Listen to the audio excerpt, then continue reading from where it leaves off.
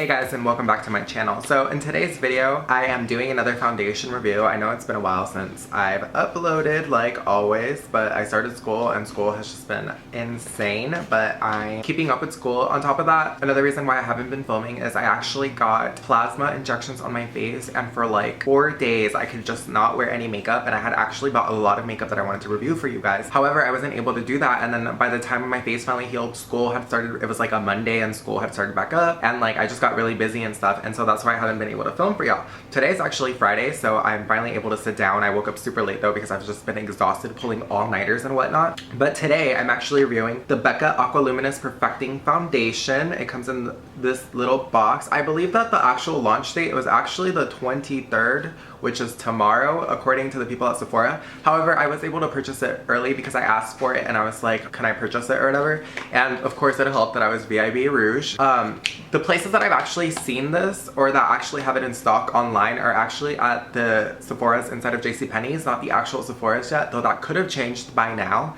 I did buy this like 4 days ago and I have been using it, so this is not a first impressions by any means. However, I will go over it with you guys and there will be a demo. Now, the first thing I want to talk to you guys about is the price. The price is $44 for this, and you are getting a whole fluid ounce, so it is $44 for a fluid ounce. That being said, this foundation is not a matte foundation by any means. For the most part, it is a luminous foundation. It kind of has a satin finish, kind of like their Ultimate Coverage Complexion Cream foundation, which is like, it's super hardcore. The other one is a complete satin finish. It is full coverage. This one, however, is still a satin natural finish. It does look like your skin, but better. And it is a medium buildable coverage. I feel like when I'm applying this foundation, I do have to apply it a little bit more than normal just to get a complete full coverage because I do have some dark spots. This foundation does come in a limited amount of shades. It only comes in 8 shades, so finding a shade is kind of difficult just because sometimes, in my case, like every shade for the most part is a neutral undertone, whereas normally I like a more of a yellow undertone. However, I do have this in the shade Beige. Finding the perfect shade for me, it was kind of difficult. I feel like Beige is a little bit too tan for me, but at the same time I feel like it fits perfectly. I'm still kind of like, I don't know if this is the correct shade for me, but I feel like if I were, this is the 3rd shade I believe, and this is a light medium with neutral undertones.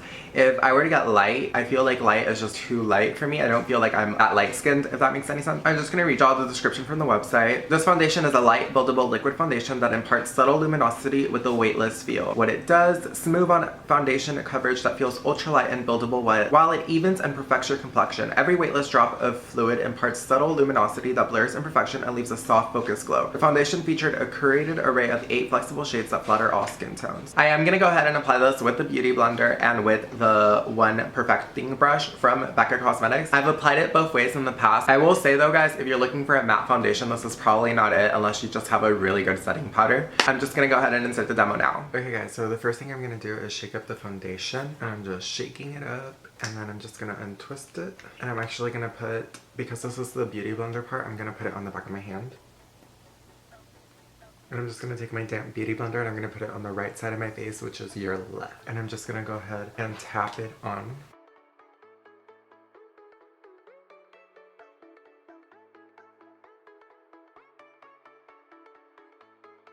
So this is what the foundation looks like without being builded up. So for the most part, it evened out my skin tone. I look really flawless on camera because of the light it's reflecting.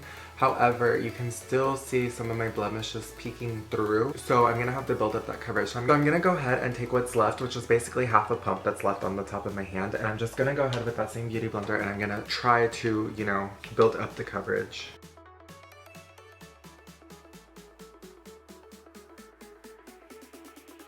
So this is what my face looks like with a full pump of foundation using the Beauty Blender. As y'all can see, my skin is more perfected than it was before. What I love about this foundation so far is how much light is reflecting off of my face because of how luminous this foundation is compared to this side, which obviously I have some red pimples and some scarring going on. And if y'all can see, this spot right here was super red and for the most part it covered it up. You can still see it peeking through.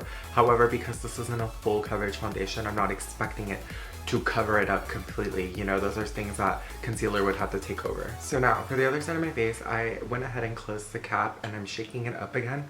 For some reason, the only thing I will say though is that if you put the dropper back into the foundation, it's not going to pick up foundation unless you actually close it up and then like reopen it. It's kind of obnoxious, I'm just saying, because I do use a lot of this foundation the times that I have used it. And now I'm going to take my Becca the One complexion brush. And what I do with the brush is I actually just let it fall onto the actual brush head, and then I just take this brush and I kind of just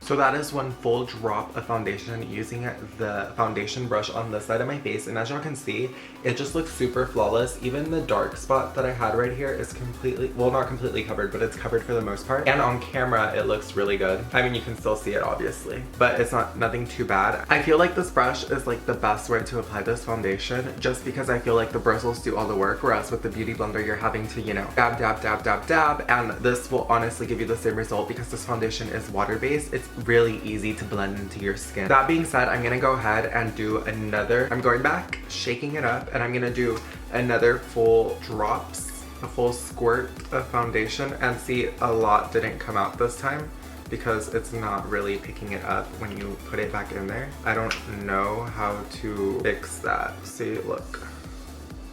Oh, well, now it was kind of a lot. Okay. Sometimes it'll be really small squirts and sometimes it'll be a lot. That's the difficult part because you're never getting the same amount of products, or you just never know. So again, I'm kind of just dabbing it, and I'm gonna go ahead and go back into the side with the beauty blender.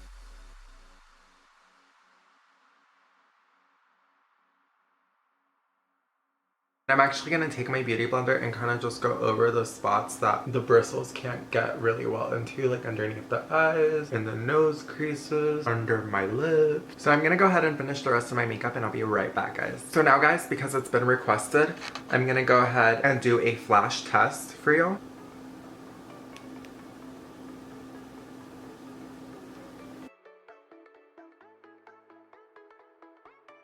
Okay guys, so I don't know if y'all have noticed, but I turned slightly orange on camera. I don't know what's going on. I think the foundation oxidized, I'm not sure. But that being said, the foundation looks really good on picture, and I'm gonna go ahead and insert it right here. I will say that for the most part, it looks like my skin. I know that obviously I haven't drawn on my lips. I have foundation on my lips, so that may look like, you know, ghostly or whatever.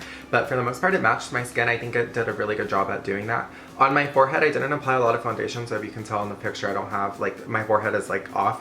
On my forehead, I actually used the powder foundation so I could be able to draw on my eyebrows, because I can't draw on my eyebrows unless I have some sort of foundation on it. That being said, I'm gonna go ahead and finish the rest of my makeup and I'll be right back. Okay guys, so I finished applying my makeup and the foundation looks really good. It's not settling it into any of my pores. However, I will say that the spots where I do have acne and, you know, it's like raised or bumpy or whatever, the foundation tends to kind of like cling to those spots, so it looks, I don't know how to describe it, but at the same time, I did not use a primer, so that might also have to do with it, obviously. Normally what I use is my Viper Venom primer. That's what I use. So it evens out it doesn't even out my skin tone, but it evens out my skin. I just said the same thing twice, and neither of those is what I meant. What it does is it helps to smooth out my face, and then the foundation just glides on. So I'm not using that obviously, so again, maybe that has something to do with it. That being said, the foundation looks really flawless. It looks really great on camera, even with flash photography. And again, there's just those slight little bumps, but again, I didn't use a primer, and I'm gonna insert the picture here. And guys, I'm not wearing any foundation underneath my eyes, so I'm just letting y'all know if it looks a little red, obviously, that's why. That being said, guys, it's now 7:02 p.m. in the afternoon. I woke up like at 4 in the afternoon. It's ridiculous. Nobody woke me up. That being said, I'll be back later to check back in with y'all, so stay tuned. Hey guys, I'm back. So it's 10:30 at night. It's been about 3.5 hours since I initially put on the foundation. And I have to say, guys, that by now the foundation is starting to look kind of oily on my T-zone.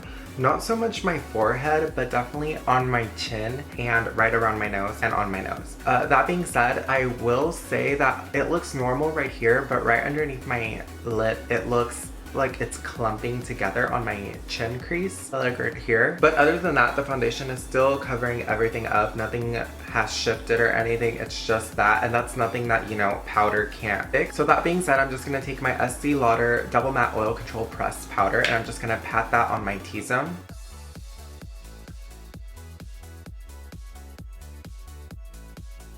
And honestly guys, just doing that, my foundation already looks like I just put it on again. It still has some luminosity, so even though this is a matte powder, the foundation still has that luminous finish to it. That being said, I'll be back in another couple of hours to check back in with y'all. So right now we are at 3.5 hours, and I'll be back in a couple hours, so stay. Hey guys, so it's now 2 in the morning. It has been 7 hours since I initially put on the foundation, and at this point in the night, my foundation is starting to break apart on my skin. It is looking really good underneath my eyes and on my jawline. The only places that it's really starting to separate is right here underneath my cheekbones, where I have some of the most acne, and then on my nose. For some reason down the bridge of my nose, it's like really breaking apart right here on the bottom, and my chin is kind of not as covered as it used to be. As far as oil control and stuff, after that last touch up, I haven't touched up at all, and the foundation still looks pretty good.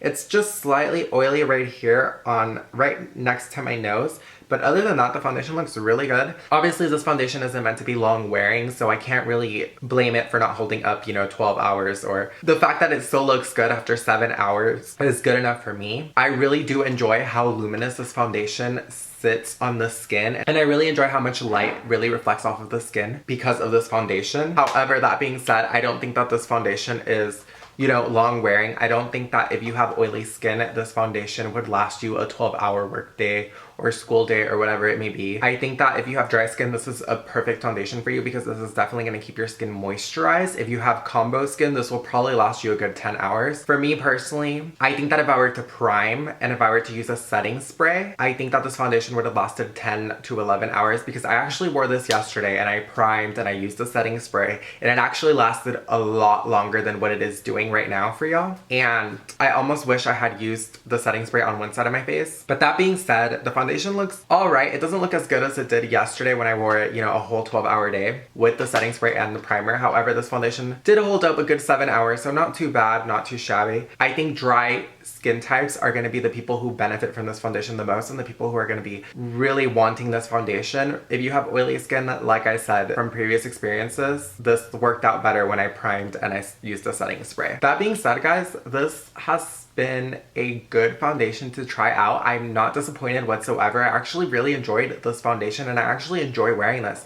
I've been wearing it for the most part all of this last week, because it was just easy to apply, it was easy to go, and it didn't look like I had caked on makeup, if that makes any sense. I feel like this foundation, if you were to put it on and just do eyebrows and do minimal makeup, I feel like this could be like on the go type makeup. Whereas there's like other foundations like my Estee Lauder Double Wear or my Marc Jacobs foundation where you put it on and it's so like heavy, and not heavy like where it's heavy, because obviously the Marc Jacobs foundation is like really light, but you can tell you're wearing makeup because it's so full coverage that, you know, you can't help but not do a full face of makeup because you feel like you have to, you know, because you've already masked everything. Whereas this foundation, I don't feel the need to bronze, highlight, or do any of that extra stuff, though I can, and I did yesterday. However, if I just did, you know, my eyebrows, my foundation, I'd be good to go because it still looks like skin. So that's something that I really appreciated about this foundation, and I really enjoyed trying this out. So I definitely, guys, even though I have oily skin, even though the color match is still kind of, haven't decided if this is the correct shade, it actually looks really good on camera. It matches my skin tone, so that's good. But all of that being said, I actually give this foundation a thumbs up, and I definitely recommend it, guys, because it just looks so good on camera. It looks so good. It's so light. However, would I wear this if I had a 12-hour day, or like knowing that I had to look good at the end of the night? I would probably go with a different foundation like my Estee Lauder Double Wear, something more matte. However, I do like this for every day, or just in general. I just like how it feels on my skin. I don't even know how to describe it to you guys, but I definitely give this a thumbs up. So yeah, guys, that basically concludes today's video. So if you like this video, make sure to give this video a thumbs up. If you tried this foundation, let me know how it worked out for you, and if you're going to buy it, let me know down below. Like I said, you will definitely find it at Sephora's inside of JCPenney's. And if you want to see more videos from me, make sure to subscribe to my channel, guys. So yeah, guys, DGAFpanda mixture of red and gold. I just feel like gold on red just makes everything pop. While I was out and about shopping, I've noticed that a lot of like handbags, and like if y'all know me, I'm a handbag girl. Like I love my handbags.